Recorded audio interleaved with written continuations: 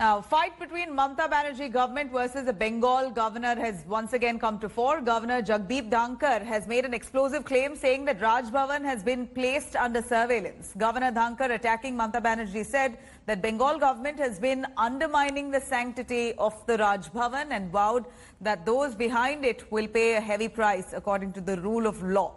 Furthermore, Governor has also said that Bengal has lost its democracy and has turned into a police state. Giving a rebuttal to the governor, though, TMC MP Mahua Moitra rubbished the governor's claim, saying that surveillance is done better in the BJP-ruled Gujarat.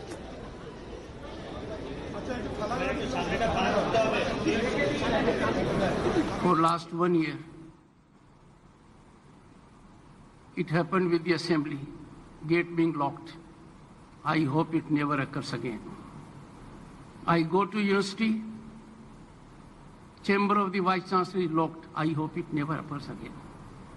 On the Constitution Day, I am made to be in queue at number 6. I hope it never happens again. My address to the assembly, blacked out from media. I hope it never happens again. These are not the signs of democracy. These are not the signs of freedom. These are the indicators of police state. These are indications that our democracy is being compromised. It is with heavy heart I am telling all of you, your Raj Bhavan is under surveillance. That should never happen.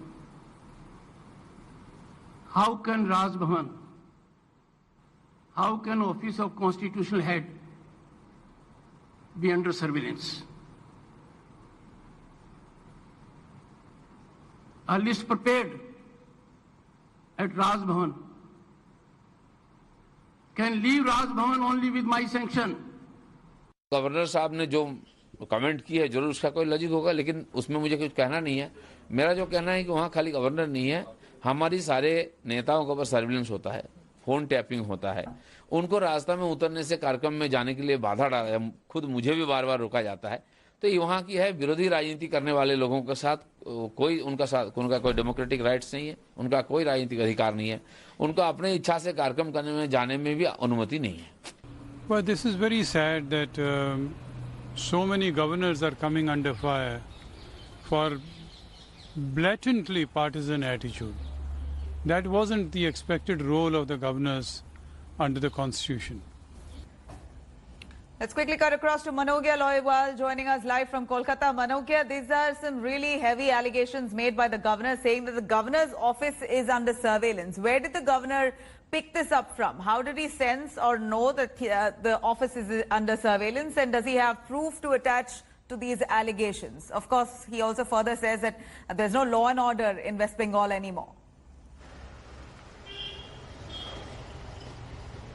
Well, these are very serious allegations that have been made by the constitutional head of the state, and that itself speaks volumes about the kind of attitude that might have been between the governor and the chief minister of the state. This has been brewing from more than 2 years now, and understanding that this seems to be here to stay in the elections too. Remember, the appointment of the governor is done by the highest office of the country, which is the President of India. However, here it has come up as an issue of political battle between TMC and BJP. At a time when the governor has been making repeated allegations, be it his office being under surveillance, or maybe also that he is not being responded to the queries, or his queries remaining unanswered despite repeated reminders, itself speaks about the kind of political scenario of the state. Chief Minister Mamata Banerjee was invited in the evening on the annual 15th August dinner, the evening tea and snacks that is always there held in the constitutional head's office, which is Raj Bhavan.